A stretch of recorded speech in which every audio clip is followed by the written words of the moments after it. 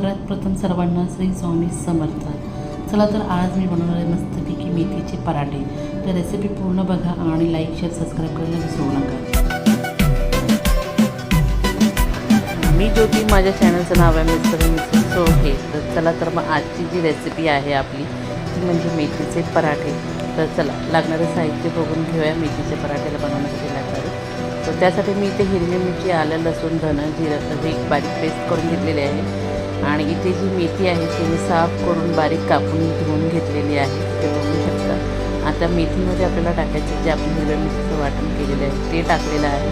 2 चमचे दही टाकलेलं आहे। सुक्या मसाल्यामध्ये मी इथे घेतलेलं आहे धनं, जिरं, लाल तिखट, हळद आणि मीठ आणि थोडासा कांदा। तुम्हाला वाटल्यास टाकू शकता, या नसेल तर स्किप करू शकता। पांढरे तीळसुद्धा घातलेले आहे जेणेकरून आपला पराठा खूप सुंदर लागेल। आणि इथे थोडंसं मी ॲड केलेले आहेत बॉईल केलेले बटाटे। ते साधारण 1 ते 2 या 3 मी बटाटे वापरलेले आहेत। तुम्हाला नको असल्यास तुम्ही अवॉइड करू शकता। आता हे सगळं साहित्य एकजीव करून घ्यायचं आहे।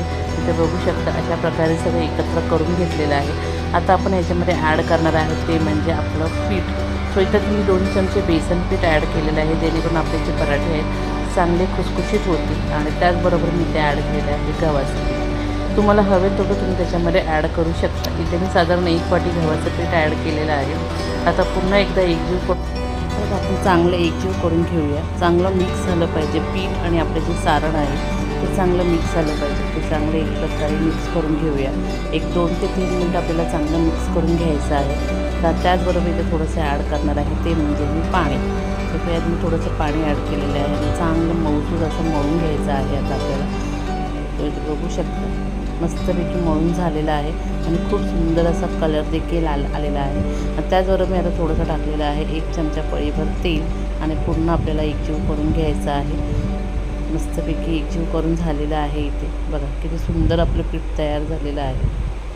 चला आता आपल्याला हे असं ठेवायचं आणि थोडं मी इथे विसरलेली आहे ती म्हणजे कोथिंबीर टाकायला। तो आता मी त्याच्यात कोथिंबीर टाकून पुन्हा एकजीव करून घेतलेला आहे। आणि आता इथे त्याचबरोबर आपल्याला पराठ्याबरोबर खायची आहे ती म्हणजे खोबऱ्याची चटणी। सो त्यासाठी मी इथे लागणारं साहित्य म्हणजे थोडेसे शेंगदाणे, खोबरं आणि मिरची, जिरं आणि कोथिंबीर हे असं सगळं एक वाटण करून घेतलेलं आणि आपली छानपैकी चटणी तयार करून घेतलेली।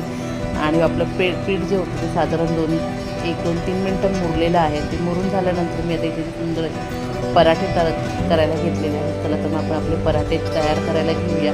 आणि मस्त आपले इथे पराठे तयार झालेले आहेत। चला तर चटणीच्या बरोबर आपण आपल्या पराठ्याचा आस्वाद घेऊया। आणि ही व्हिडिओ कसा वाटला कमेंटमध्ये नक्की सांगा।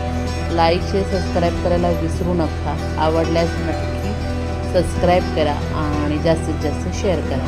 तोपर्यंत पुन्हा भेटूया अशाच वेगवेगळ्या नवीन व्हिडिओमध्ये। जसे आमच्या पेट व्हिडिओ पण आहेत तेही तुम्ही नक्की पहा आवडल्यास। चला